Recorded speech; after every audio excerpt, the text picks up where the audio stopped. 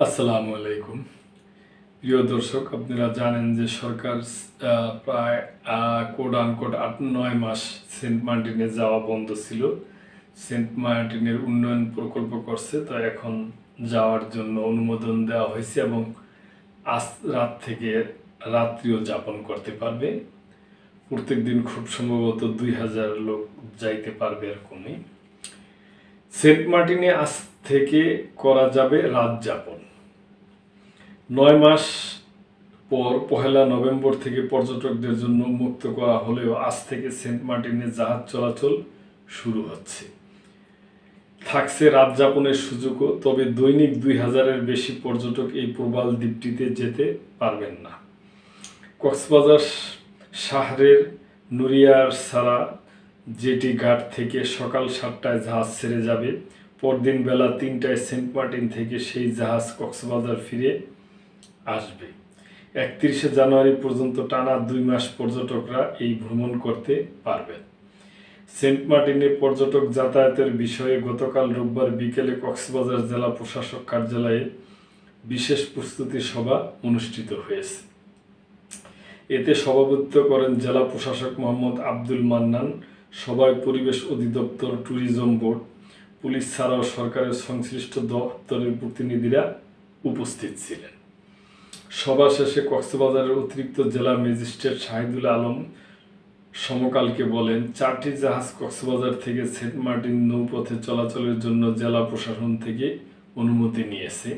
এর মধ্যে Karnaphuli express, MV Baroauliya ও কেয়ারি সিন্দাবাদ নামে ৩টি জাহাজ ১লা ডিসেম্বর থেকে যাতায়াত শুরু করবে। সেন্ট মার্টিন যাতে পর্যটকদের কোনো সমস্যা না হয় তার জন্য সব ধরনের প্রস্তুতি নিয়েছে প্রশাসন।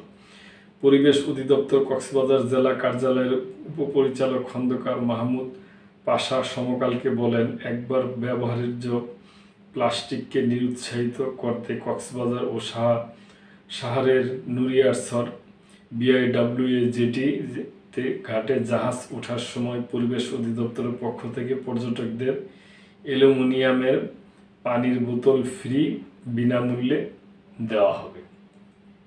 সেন্ট মার্টিন রুটের পর্যটকবাহী জাহাজ মালিকদের সংগঠক sea cruise operation owners association of Bangladesh সাধারণ সম্পাদক হোসেন ইসলাম বাহাদুর বলেন, ৩টি জাহাজ সকাল পর্যন্ত টিকিট বেচবে, ফলে মোট যাত্রীর সংখ্যা নিশ্চিত করতে পারছি না।